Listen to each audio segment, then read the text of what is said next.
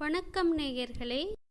தமிழ்பைரேட்ஸ்.com வழங்கும் அமரர் கல்கியின் பொன்னியின் செல்வன் முதல் பாகம், அத்தியாயம் 50, பராந்தகர் ஆதுரசாலை. வாசிப்பது அர்ச்சனா. மறுநாள் காலையில் சூரிய பகவான் உதயமாகி உலகத்தை ஒளிமயமாகச் செய்து கொண்டிருந்தார். சூரியனுடைய செங்கிரணங்கள் பழையாறை அரண்மனைகளின் பொற்கலசங்களின் மீது விழுந்து தகதகமயமாய் செய்து கொண்டிருந்தன. குந்தவை பிராட்டியின் மாளிகை முன்றிலில் அம்பாரி வைத்து அலங்கரித்த மாபெரும் யானை ஒன்று வந்து நின்றது. குந்தவையும் வானதியும் மாளிகையின் உள்ளே இருந்து வெளிவந்து மேடை படிகளின் மீது ஏறி யானையின் மேல் ஏறிக்கொண்டார்கள். படை வீடுகளுக்கு நடுவில் இருந்த பராந்தக சோழர் ஆதுர சாலையை நோக்கி யானை பூமி அதிரும்படி நடந்து சென்றது. யானைப்பாகன் அதன் அருகில் நடந்து அதன் நடை வேகத்தை குறைத்து அழைத்துச் சென்றான். யானையின் மணி ஓசையை கேட்டு நகர மாந்தர் தத்தம் வீடுகளுக்குள்ளே இருந்து விரைந்து வெளிவந்து பார்த்தார்கள். பெண்ணரசிகள் இருவரையும் கண்டதும் அவர்கள் முகமலர்ந்து கைகூப்பி நின்று முகமன் செலுத்தினார்கள்.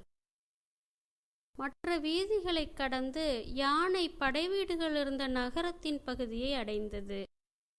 அந்த வீதிகளின் தோற்றமே ஒரு தனி மாதிரியாகத்தான் இருந்தது. கொழுத்த சேவர் கோழிகள் ஒன்றையொன்று சண்டைக்காக தேடிக்கொண்டு சென்றன. வளைந்து சுருண்ட கொம்புகளுடைய ஆட்டுக்கடாக்கள் போருக்கு வருவோர் யாரேனும் உண்டோ என்ற பாவனையுடன் அங்கும் இங்கும் பார்த்து கொண்டு நின்றன. ரோசம் மிகுந்த வேட்டை நாய்களை தோல்வாரினாலும் மணிக்கயிறுகளினாலும் வீட்டு வாசல் தூண்களில் பிணைத்திருந்தார்கள். சின்னஞ்சிறு பிள்ளைகள் கைகளில் மூங்கில் களி பிடித்து ஒருவரோடொருவர் சிலம்பம் விளையாடிக் கொண்டிருந்தார்கள். சிலம்பக் களிகள் மோதிக்கொண்ட போது சடசடா படபடா என்ற ஓசைகள் எழுந்தன. வீடுகளின் திண்ணைச் சுவர்களிலே காவிக் கட்டிகளினால் விதவிதமான சித்திர காட்சிகள் வரையப்பட்டிருந்தன. பெரும்பாலும் அவை முருகப்பெருமானுடைய லீலைகளையும் சோழ மன்னர்களின் வாழ்க்கை வரலாறுகளையும் சித்தரித்தன. அவற்றில் யுத்த காட்சிகளே அதிகமாயிருந்தன. முருகப்பெருமான் சூரபத்மாசுரனுடைய தலைகளை முளைக்க முளைக்க வெட்டித் தள்ளிய காட்சியும், துர்கா பரமேஸ்வரி மகிஷாசுரனை வதம் செய்த காட்சியும் மிக பயங்கரமாக எழுதப்பட்டிருந்தன.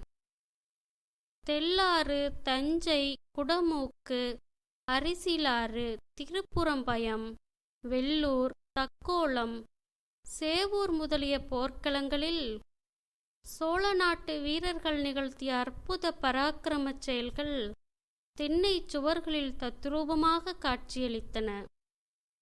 இந்த படை வீட்டு வீதிகளில் இளவரசிகள் ஏறியிருந்த யானை வந்ததும் ஒரே அல்லோல கல்லோலமாயிற்று. சேவல்கள் இறகுகளை சடசடவென்று அடித்துக்கொண்டு பறந்து கூரை மீது உட்கார்ந்து கூவின. பிள்ளைகள் ஒருவரையொருவர் கூச்சலிட்டு அழைத்து கொண்டு ஓடினார்கள். அவரவர்களின் வீட்டு கதவுகளை தட்டி உள்ளே இருந்தவர்களுக்கு செய்தி அறிவித்தார்கள்.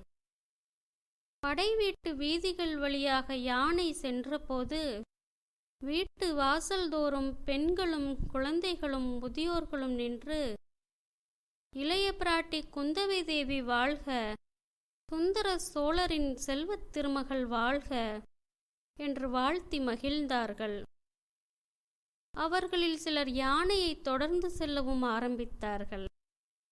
வரவர இக்கூட்டம் அதிகமாகி வந்தது. பலவித வாழ்த்தொலிகளின் மூலமாக தங்கள் மகிழ்ச்சியை அவர்கள் வெளியிட்டு கொண்டு வந்தார்கள். அப்படை வீடுகளில் இலங்கைக்கு போர் புரியச் சென்றிருந்த வீரர்களின் பெண்டு பிள்ளைகளும் பெற்றோர்களும் அச்சமயம் வசித்து வந்தார்கள் என்பதை முன்னமே குறிப்பிட்டிருக்கிறோம். அவர்களுடைய நலத்துக்காக ஒரு மருத்துவ சாலையை குந்தவை தன் சொந்த நிலமானியங்களின் வருமானத்தை கொண்டு ஸ்தாபித்திருந்தாள். சோழ குலத்தாரிடம் தம் முன்னோர்களை போற்றும் வழக்கம் சிறப்பாக இருந்து வந்தது. குந்தவையின் மூதாதைகளில் அவளுடைய பாட்டனாரின் தந்தையான முதற் பராந்தக சக்கரவர்த்தி மிக பிரசித்தி பெற்றவர். அவருடைய பெயர் விளங்கும்படி குந்தவை தேவி இந்த பராந்தக ஆதுரசாலையை ஸ்தாபித்து நடத்தி வந்தாள். அடிக்கடி அந்த வைத்தியசாலைக்கு வரும் வியாஜத்தை வைத்துக்கொண்டு போர் வீரர்களின் குடும்பத்தாருடைய சேம லாபங்களை பற்றி அவள் விசாரிப்பது வழக்கம். ஆதுரசாலைக்கு அருகில் வந்து சேர்ந்ததும் யானை நின்றது. முன்னங்கால்களை முதலில் மடித்து பிறகு பின்னங்கால்களையும் மடித்து அது தரையில் படுத்து கொண்டது. பெண்ணரசிகள் இருவரும் யானை மேலிருந்து பூமியில் இறங்கினார்கள். யானை சிறிது நகர்ந்து அப்பால் சென்றதும் ஜனக்கூட்டம், முக்கியமாக பெண்கள் குழந்தைகளின் கூட்டம் தேவிமார்களை நெருங்கிச் சூழ்ந்து கொண்டது. ஆதுரசாலை உங்களுக்கெல்லாம் உபயோகமாயிருக்கிறதல்லவா? வைத்தியர்கள் தினந்தோறும் வந்து தேவையானவர்களுக்கு மருந்து கொடுத்து வருகிறார்கள் அல்லவா என்று இளவரசி கேட்டாள். ஆம் தாயே, ஆம் என்று பல குரல்கள் மறுமொழி கூறின. 3 மாதமாக இருமலினால் கஷ்டப்பட்டு கொண்டிருந்தேன். 1 வாரம் வைத்தியரிடம் மருந்து வாங்கி சாப்பிட்டதில் குணமாகிவிட்டது என்றாள் ஒரு பெண்மணி. அம்மா, என் மகன் மரத்தின் மேலேறி விழுந்து காலை ஒடித்து கொண்டான். வைத்தியர் கட்டுப்போட்டு 15 நாள் மருந்து கொடுத்தார். சுகமாகிவிட்டது. இப்போது துள்ளி ஓடி விளையாடுகிறான். மறுபடி மரத்தின் மேல் ஏறவும் ஆரம்பித்து விட்டான் என்றாள் இன்னொரு ஸ்திரீ. என் தாயாருக்கு கொஞ்ச காலமாக கண் மங்களடைந்து வந்தது. 1 மாதம் இந்த ஆதுரசாலைக்கு வந்து மருந்து போட்டு கொண்டு வந்தாள். இப்போது கண் அவளுக்கு நன்றாய் தெரிகிறது என்றாள் இளம்பெண் ஒருத்தி. பார்த்தாயா வானதி, நம் தமிழகத்தில் வாழ்ந்த முன்னோர்கள் எப்பேற்பட்டவர்கள்! இன்ன வியாதியை இன்ன மூலிகையினால் தீர்க்கலாம் என்று அவர்கள் எப்படித்தான் கண்டுபிடித்தார்களோ தெரியவில்லை என்றாள் குந்தவை பிராட்டி. ஞானக்கண் கொண்டு பார்த்துதான் அவர்கள் இவ்வளவு அதிசயமான மருந்துகளை கண்டுபிடித்திருக்க வேண்டும். வேறு எப்படி முடியும் என்றாள் வானதி. எவ்வளவோ அதிசயமான மருந்துகளை அவர்கள் கண்டுபிடித்திருப்பது உண்மைதான். ஆனால் உன்னைப் போல் மனோ வியாதியினால் வருந்துகிறவர்களுக்கு மருந்து ஒன்றும் கண்டுபிடிக்கவில்லையே, என்ன செய்வது?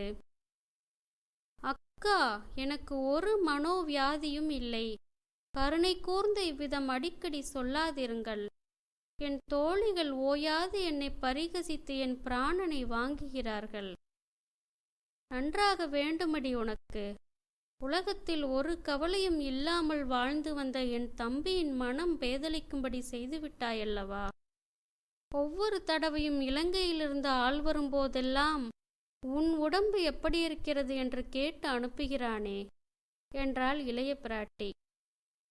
இதற்குள் வைத்தியருக்கு வழிவிடுங்கள், வைத்தியருக்கு வழிவிடுங்கள் என்று கோஷம் கேட்டது. அங்கே சூழ்ந்து நின்றவர்களை காவலர்கள் விலக்கினார்கள். ஆதுரசாலையின் வயது முதிர்ந்த தலைமை வைத்தியர் வந்து இளவரசிகளை வரவேற்று உபசரித்தார். வைத்தியரே, கோடிக்கரை பக்கத்து காடுகளில் சில உயர்ந்த மூலிகைகள் இருக்கின்றனவென்று சொன்னீர் அல்லவா? அங்கே போய் வருவதற்காக ஒரு வாலிப வீரரை அனுப்பினேனே, அவர் வந்தாரா என்று குந்தவை கேட்டாள். ஆம் தாயே, அந்த சூடிகையான இளம்பிள்ளை வந்தான். ஈசான சிவப்பட்டர் அழைத்து கொண்டு வந்தார். அவனுடன் என் மகன் ஒருவனை அனுப்பி வைக்கிறேன். என் மகன் கோடிக்கரையிலிருந்து திரும்பி வந்து விடுவான்.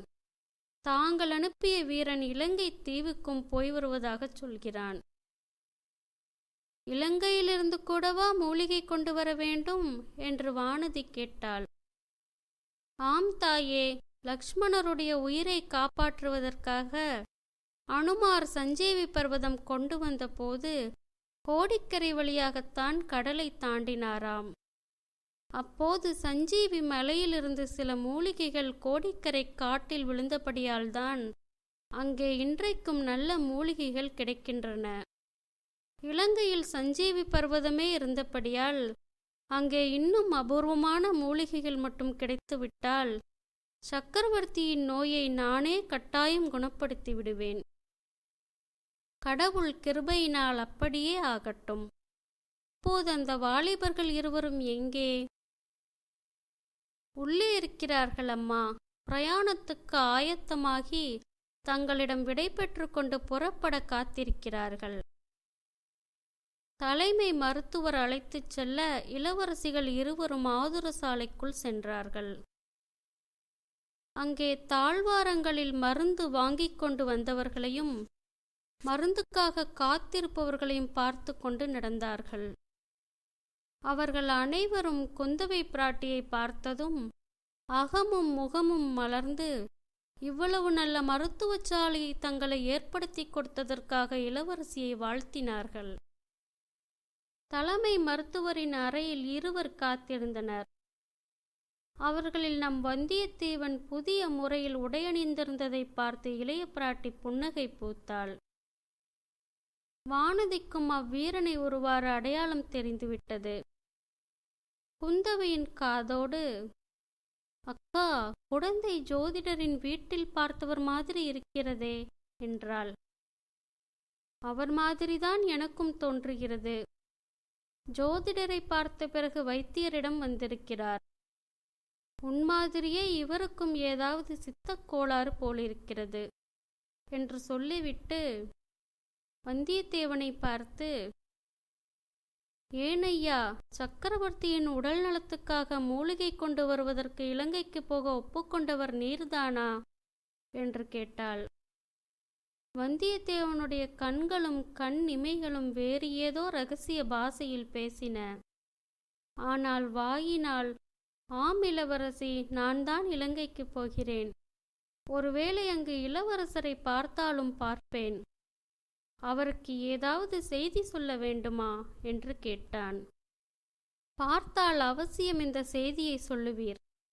கொடும்பாளூர் இளவரசி வானதிக்கு உடம்பு சரியாகவே இல்லை.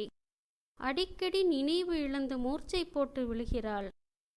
இளவரசியை சுய பிரக்ஞையோடு பார்க்க வேண்டுமானால் உடனே புறப்பட்டு வர வேண்டும் என்பதாக தெரிவிக்க வேண்டும் என்றாள் இளைய பிராட்டி. அப்படியே தெரிவிக்கிறேன் அம்மணி என்று கூறி வந்தியத்தேவன் வானதியை நோக்கினான். குந்தவையின் வார்த்தைகளை கேட்டதும் உண்டான நாணத்தினால் வானதியின் இனிய முகம் இன்னும் பன்மடங்கு அழகு பெற்று பொலிந்தது. பொங்கி வந்த நாணத்தையும் கூச்சத்தையும் சமாளித்து கொண்டு வானதி தட்டு தடுமாறி, ஐயா, அப்படியொன்றும் தாங்கள் சொல்லிவிட வேண்டாம். ரொம்பவும் தங்களை கேட்டுக்கொள்கிறேன். கொடும்பாளூர் வானதி இளைய பிராட்டியின் போஷணையில் தினம் 4 வேளை உண்டு உடுத்து சுகமாக இருப்பதாக தெரியப்படுத்துங்கள் என்றாள். அப்படியே தெரிவித்து விடுகிறேன் அம்மணி என்றான் வந்தியத்தேவன். அழகாயிருக்கிறது. நான் கூறியதையும் அப்படியே தெரிவிக்கிறேன் என்றீர். இவள் சொன்னதையும் அப்படியே தெரிவிக்கிறேன் என்று ஒப்புக்கொள்கிறீரே. இரண்டில் ஏதாவது ஒன்றுதானே உண்மையாக இருக்க முடியும். அதனால் என்ன அம்மணி?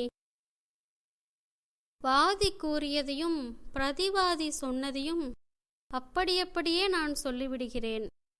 எது உண்மை எது இல்லை என்பதை இளவரசரே நீதிபதியாக இருந்து தீர்மானித்துக் கொள்ளட்டும் என்று சொன்னான் வந்தியத்தேவன்.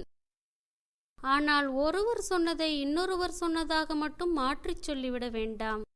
உமக்கு புண்ணியம் உண்டு என்றாள் வானதி. குந்தவை இந்த பேச்சை அத்துடன் நிறுத்த விரும்பி, வைத்தியரே, அரண்மனை திருமந்திர அதிகாரியிடமிருந்து இவர்களுக்கு கொடுத்து அனுப்ப ஓலை கிடைத்ததா என்று கேட்டாள். கிடைத்தது தாயே. சக்கரவர்த்திக்கு வைத்தியம் செய்வதற்காக இவர்கள் மூலிகை கொண்டு வரப்போவதால் வழியிலுள்ள அரசாங்க அதிகாரிகள் எல்லோரும் இவர்கள் கோரும் உதவி செய்ய வேண்டும் என்று பொதுவாக ஓர் ஓலையும், கோடிக்கரை கலங்கரை விளக்க காவலருக்கு தனியாக ஓர் ஓலையும் கிடைத்தன. இவர்களிடம் கொடுத்து விட்டேன் என்றார் வைத்தியர். அப்படியானால் ஏன் தாமதம்? உடனே புறப்பட வேண்டியதுதானே என்றாள் இளைய பிராட்டி குந்தவை. ஆம், புறப்பட வேண்டியதுதான் என்றான் வந்தியத்தேவன். ஆனால் உடனே புறப்பட்டுவிடும் காரியம் அவ்வளவு சுலபமாக இல்லை. மருத்துவ சாலையிலிருந்து அவர்கள் வெளியேறி வெளியில் வந்தார்கள். அரச குமாரிகளை ஏற்றிச் செல்ல அம்பாரி யானை காத்திருந்தது. வந்தியத்தேவனையும் அவனுடைய துணைவனையும் ஏற்றுக்கொண்டு காற்றாக பறந்து செல்வதற்கு அரண்மனை குதிரைகள் 2 துடிதுடித்துக் கொண்டு நின்றன. ஆனால் வந்தியத்தேவனுக்கு திடீரென்று ஏதாவது சந்தேகம் ஏற்பட்டு கொண்டிருந்தது. குந்தவைக்கும் புதிதாக எச்சரிக்கை செய்வதற்கு ஏதேனும் விஷயம் தோன்றிக் கொண்டிருந்தது. போகும் வழியில் அவர்களுக்கு ஏற்படக்கூடிய அபாயங்களை பற்றி குந்தவை முக்கியமாக எச்சரிக்கை செய்தாள். அரசகுமாரிகள் அம்பாரி யானை மீது ஏறிக்கொண்டார்கள். பிறகு வந்தியத்தேவனும் அவனுடைய துணைவனும் குதிரைகள் மீது ஏறினார்கள். யானை புறப்படுகிற வழியாக தோன்றவில்லை. நெடுந்தூர பிரயாணம் போகிறவர்கள்தான் முதலில் புறப்பட வேண்டுமென்று குந்தவை குறிப்பினால் தெரியப்படுத்தினாள். வந்தியத்தேவன் மனமின்றி தயக்கத்துடன் குதிரையை திருப்பினான். இன்னும் ஒரு முறை ஆவல் ததும்பிய கண்களுடன் இளவரசியை திரும்பி பார்த்தான். பிறகு குதிரையின் பேரில் கோபம் கொண்டவனைப் போல் சுளீர் என்று ஒரு அடி கொடுத்தான். ரோசமிக்க அக்குதிரை 4 கால் பாய்ச்சலில் பெய்த்து கொண்டு சென்றது. அவனை தொடர்ந்து போவதற்கு வைத்தியரின் புதல்வன் திணற வேண்டியிருந்தது. யானை திரும்பிச் செல்லத் தொடங்கிய பிறகு குந்தவை சிந்தனையில் ஆழ்ந்தாள். இந்த மனம்தான் என்ன விசித்திரமான இயல்பை உடையது! மன்னாதி மன்னர்களையும் வீராதி வீரர்களையும் நிராகரித்த இந்த மனம் வழிப்போக்கனாக வந்த இவ்வாலிபனிடம் ஏன் இவ்வளவு சிரத்தை கொள்கிறது? இவன் ஏற்றுக்கொண்ட காரியத்தை வெற்றியுடன் முடித்துக்கொண்டு பத்திரமாய் திரும்ப வேண்டுமே என்று ஏன் இவ்வளவு கவலைப்படுகிறது?